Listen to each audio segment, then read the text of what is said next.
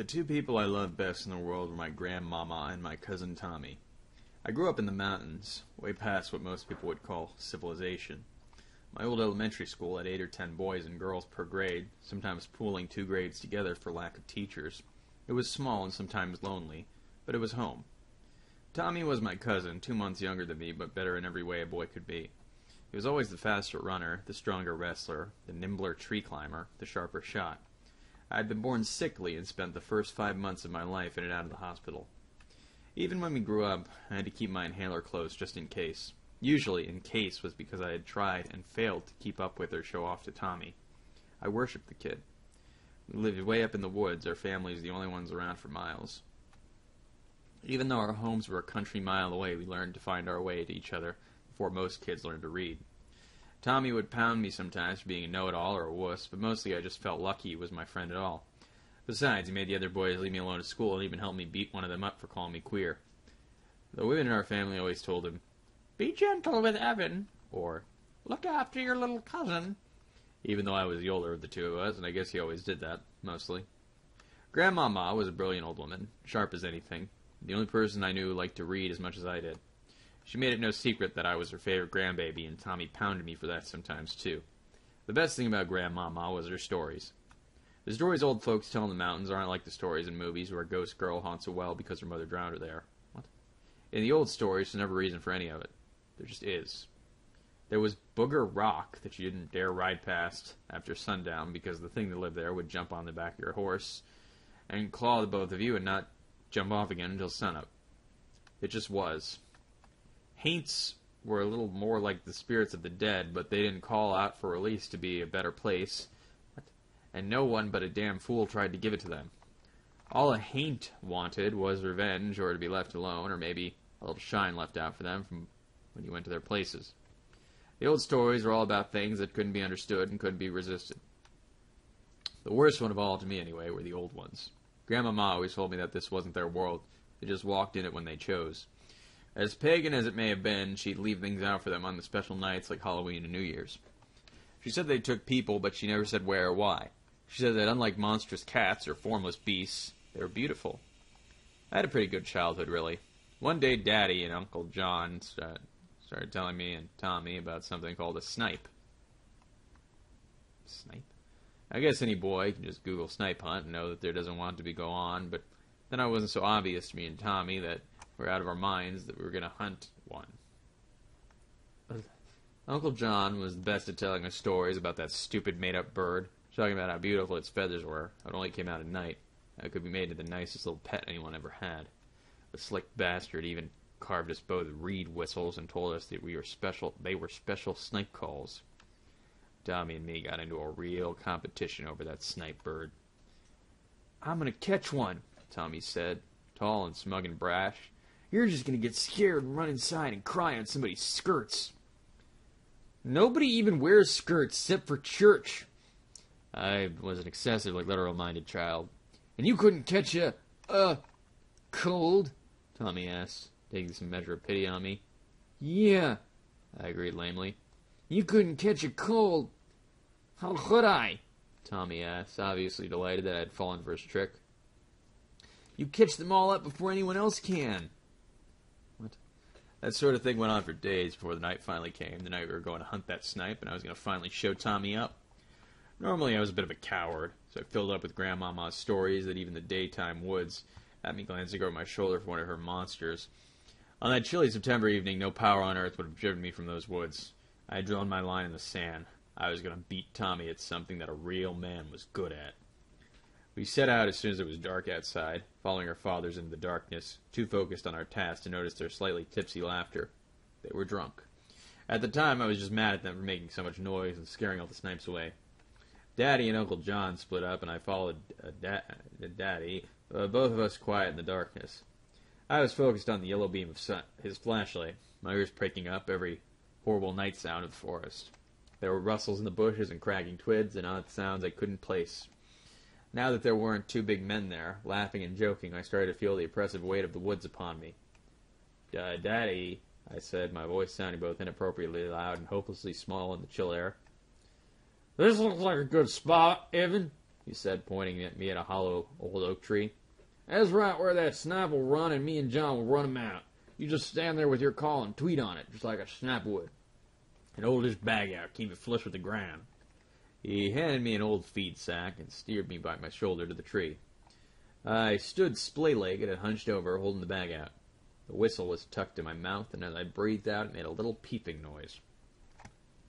That's right, boy, just like that, Dad said, and patted me on the head. Then he turned and started to walk away. Wait, Dad, I said, keeping my voice a whisper as the call fell from my mouth. Don't I get a light? I asked. There's only a little sliver of moon out, and even the sparse autumn leaf cover was enough to make the woods as black as any cave. Blacker still. Now, Evan, you know snaps are afraid of the light. Don't you worry, boy. I'll be back for you as soon as I've chased one out. You just be brave. He picked my fallen whistle from the loamy earth and tucked it back between my lips. Creepy. Then he walked off into the darkness, becoming a little yellow glow, and then nothing at all. I stood there alone, trying to be a good hunter and keeping up a sad little peep on my whistle. I'd imagined the sound attracted every single booger and haint in the whole county. When I closed my eyes, it felt like the woods stretched on forever around me, like I was just a tiny speck lost in a great sea of nothingness. Open it was even worse. Half-formed shapes in the almost non-existent light turned into every nightmare I ever imagined. A fallen branch became a snarling wolf, and a laurel bush was one of the impossibly giant cats from Grandma's stories. What shall we do with him? I imagined it saying to the wolf. Let's wait until Martin gets here, I could almost hear the country wolf reply. For a long time, I was scared, too stiff to move a muscle, certain that even the slightest twitch would bring all my fiends of hell straight down on my head. My back ached from being hunched over and holding the bag between my legs, and my legs were trembling in their awkward position. Still, Dad would be back soon, just after he found a snipe to chase to me. I'd catch the snipe, and Tommy would just have to be jealous of me. The fear only got worse, and my thin legs started to shake from the cold and the stress. Tears had started to gather in my eyes, but I didn't dare wipe them away. If anyone ever found out, I'd be called a crybaby until high school.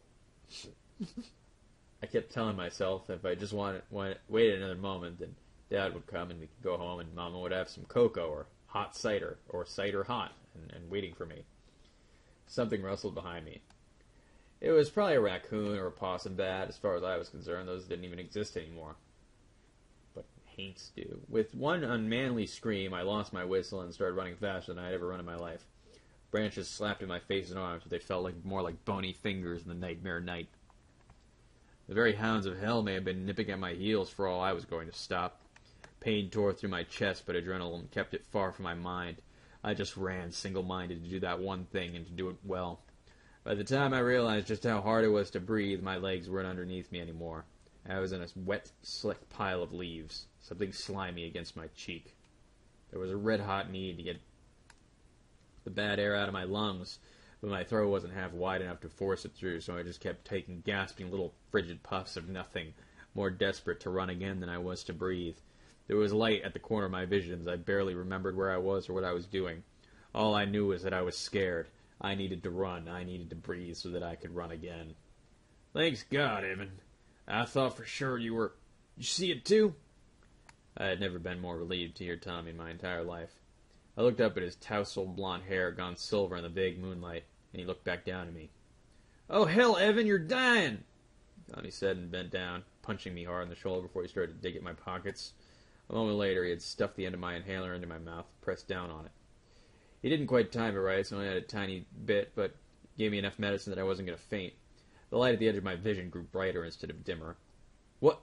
I started to talk, but it grew into more wheezing and then some truly pathetic coughs. You got a slug on you, Tommy said, and peeled the slug off of my cheek, sticking it on my forehead. He grinned at me and dropped my inhaler against my aching chest. The light got brighter, and I saw something that hurt. I closed my eyes against the pain and felt something trickle down my cheeks. I groped for my inhaler, now cognizant of the awful situation I was in. Tommy had saved my life, and I was never going to live it down. I could hear voices, or something almost like a voice. It sort of had the shape of a voice, and it said words, but it was sharper and not human. A good, strong soldier. That was all I caught, and I curled it in on myself, wincing. I felt like the slug on my face if he had been at the bottom of a salt cellar. Wrong. This felt wrong. What about that little one? Another aspect of the sound that was not voice asked. It meant me. It had to mean me, and I twisted myself even smaller, trying to somehow wriggle away from that hurting noise. It was like being a worm on a hook. Something bigger than me was there, and I couldn't do a damn thing to stop it. Even if I knew it was hurting me, there was no way it would care in the slightest. "It's almost dead. Leave it." There was a disdain in that, and I felt as keenly as I would of a hammer blow to the face. A slight scream boomed, and I died in my choking throat, maternal as a rattling gasp. Mercifully, the light receded, and I opened my aching eyes. God damn it. Tommy wasn't there. Nothing was there except some rough scarecrow crudely fashioned out of sticks and yellowed grass slumped against a tree trunk. Slowly I stood, finding my inhaler in the dirt and taking a good healthy puff into my lungs. I wiped the slug off of my face and walked over to the scarecrow. It looked funny, like I should have been frightened of something in the woods, but I wasn't. I poked its twiggy little arm and pulled a crump of dry grass off its head, staring at it for a minute before fitting it in my little hand and tucking it into my jacket pocket. Somehow I stumbled home, my bleary eyes half adjusted to the night and my head reeling like I had the flu. I pushed the door open and stood there, flinching at the light and almost running from it. The brightness wasn't awful, but it was like the thing had been. Told you Evan would be the first," Uncle John shouted, slamming a fist on the dining room table. "That's 20 you owe me, Phil." And then he went dead silent and a little pale. Dad was beside me before, and I knew what was happening. I pulled away from him at once. My body hurt everywhere, and I didn't want anyone to touch me. I never wanted to be touched again. Every touch felt wrong, like it was going to hurt me. Things were going to hurt me. "Shh! Evan, what happened, buddy?" he asked. "I got scared and came inside," I said. My voice sounded so far away. "Evan, what happened to you?" he said, louder this time, his voice hurting my head. I pulled my hands from my pockets and pressed them against my ears. When he started shaking me, I screamed. I didn't stop until the world was black again. When I came to, I was in the hospital, as I often wake up in the hospital.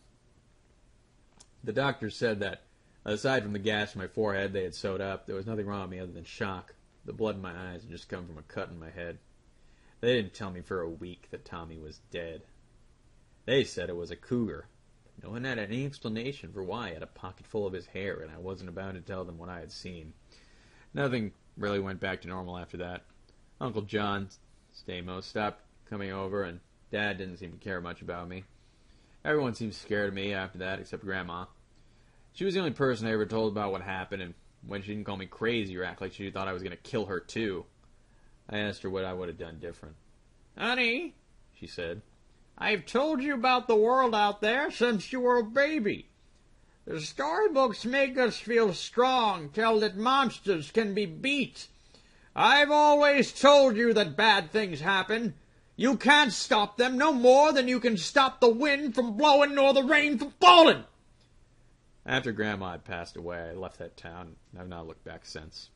I don't care what happened. All I know is that it did. Trying to fight whatever happened is like trying to fight the ocean for drowning someone.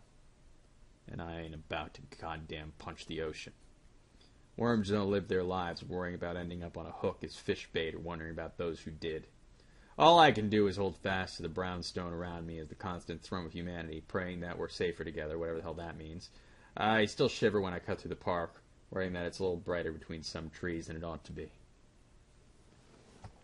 And also that thing is out there that I was talking about earlier. Yeah.